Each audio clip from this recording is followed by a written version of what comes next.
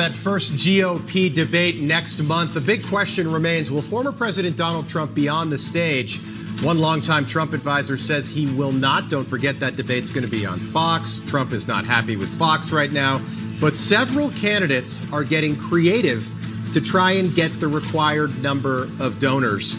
And that's where I want to start this morning. So yesterday we learned it was Vivek Ramaswamy basically paying people to donate to his campaign so he can hit that required 40,000 donor threshold to be on the debate stage next month in Milwaukee. Well, now we're just finding out that he's not alone. For more on what's going on, let's welcome back in attorney, Republican strategist, and contributor for Turning Point USA, Erin Elmore, with us this morning. We're also joined by political analyst and best-selling author Mark Halperin. Great to see you both.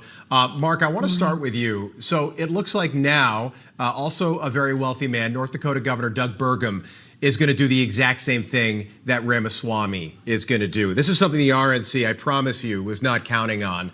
What do you make of that? I think there's anything wrong with it. They want to get on the debate stage. They're doing what they can to get on. Yeah, businessmen, they know they're creative, Erin. I wonder, though, if other candidates will follow suit and try and do this. And are we going to see a repeat of the last election cycle and have a ton of these folks on the debate stage? I don't think it's what as Rob said, what the RNC intended for. It's certainly not what the RNC intended for, but the American people don't want this. They want the people that are the most popular. They want to hear the opinions of the candidates that are really choosing the issues that they want to hear and, you know, getting all the attention in all 50 states. So it kind of rigs the system a little bit here, and it doesn't really give you the result that the RNC wanted.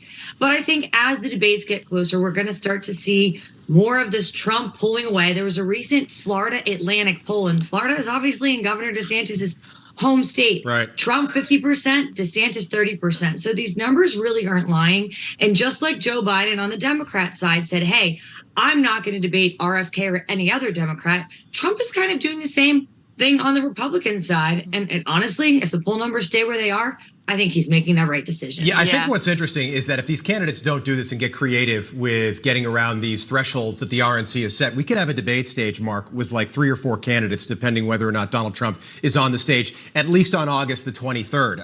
Right now, my list, and again, these numbers, this could change, but you're looking at maybe Ron DeSantis, Mike Pence, maybe Nikki Haley, and maybe Tim Scott. Donald Trump right now clearly has passed that threshold. DeSantis has, although he hasn't made that public yet. That's going to be fascinating. But The Hill picked up on this yesterday.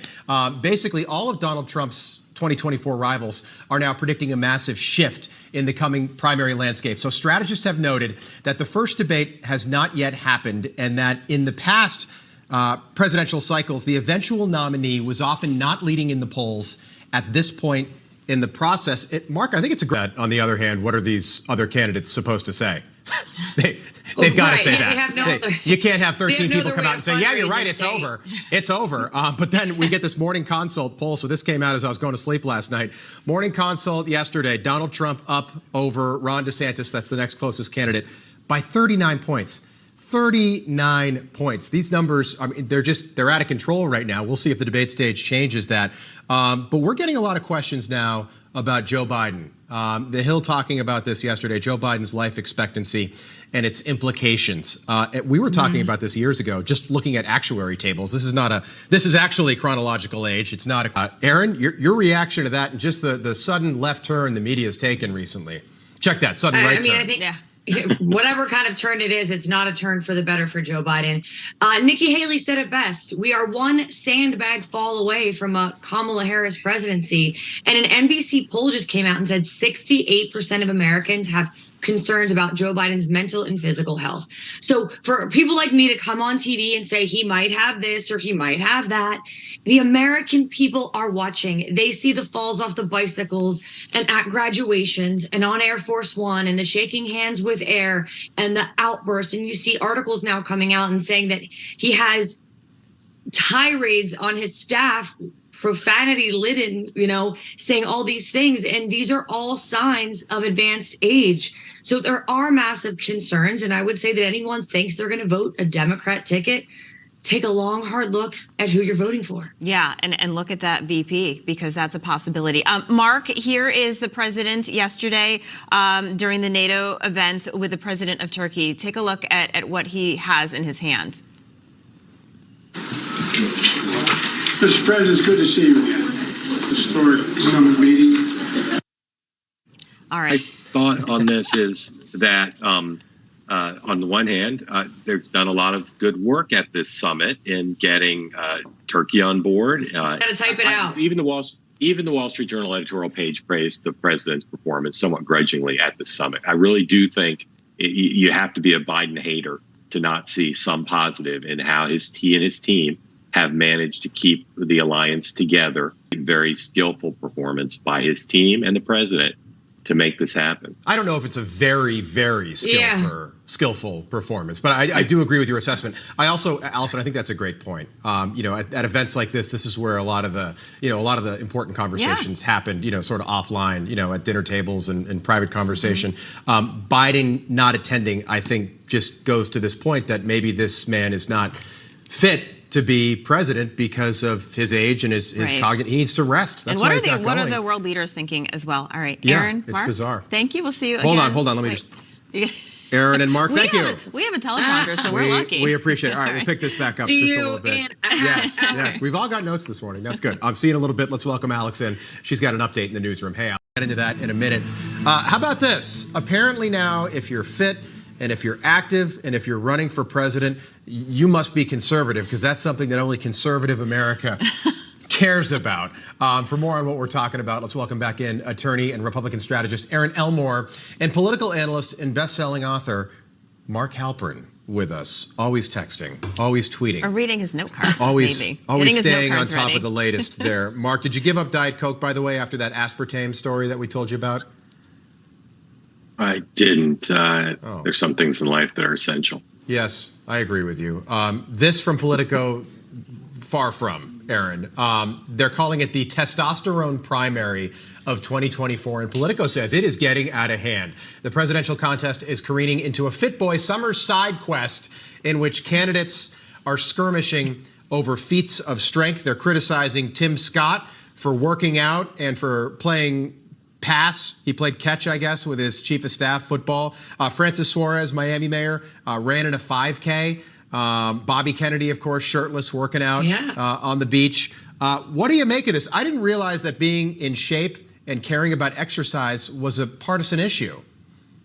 Well, clearly it's not, because RFK Jr. is on the other side. And we see that anything that is good for you, the left basically says is racist or negative. You know, that being on time is racist, table manners, racist, math, racist. And we see that fitness is now has this terrible stigma. And it's not just for presidential candidates. It's saying it's this extreme white male phenomenon.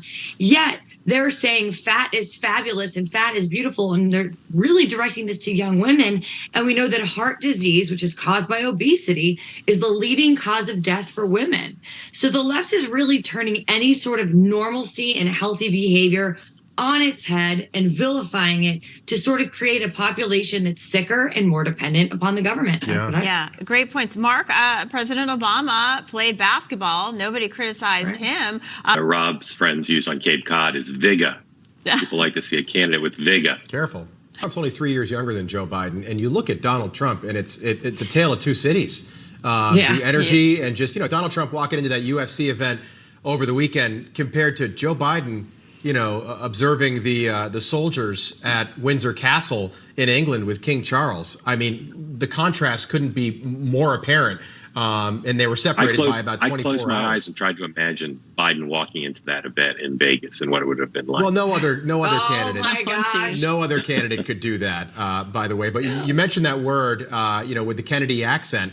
And JFK did that in 1960 when he ran. Eisenhower at that time was the oldest president ever to serve. And part of the Kennedy master plan was to, don't forget, Nixon and Kennedy were almost the same age. Nixon only a few years older, but Kennedy he had that vigor, that energy and that youthful glow. And he on the windsurfer in 2004, that didn't work. Bill Clinton jogging, Barack Obama playing basketball, fine.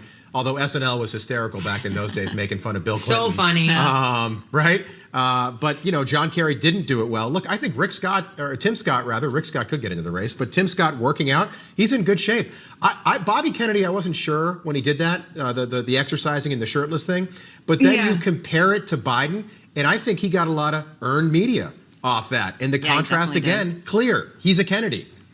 Right. But I don't know why he wore jeans when he was working out. That maybe it was like impromptu and he didn't realize he was going to be getting his swole on. But I wanted to buy him like a cool pair of shorts and some joggers and sort of get an outfit that I don't really understand why he's working out in jeans. I mean, I know that's not the hottest political commentary of the morning, but I mean, he's not really on brand for his attire there, but he looks great. And he's about 70 years old. 69. And we all don't age. At 69? Erin, don't apologize for your jeans analysis. I was struck by the same thing. Get the man to a Lululemon. Oh, look at you, Mark Halpern, with the fashion this Wednesday morning. He knows Mark about Lululemon. I love it. We just had the All-Star game. People more than a pair of $120 sweatpants. I'm with you. We had the baseball All-Star game last night. Now, see you at the top of the hour. Alex, over to you. Good to join you this morning. You too. Good to see you, sir. Okay, want to welcome in attorney and Republican strategist Erin Elmore this morning and our chief White House correspondent, James Rosen, who's also with us. James, I know you've been covering this cocaine story from the very beginning. Any reaction to that and the fact that this whole thing is going to be behind closed doors tomorrow? If you have any comment on that, now's the time. But I just think it's fascinating how this story, and here we are on Wednesday, has disappeared from the news. Memory hold already, right? And you hear that people in law enforcement all across the country have said to analyze the fingerprints on this bag would have taken no more than 30 minutes. We all know that the White House has 24-hour, 365 surveillance everywhere.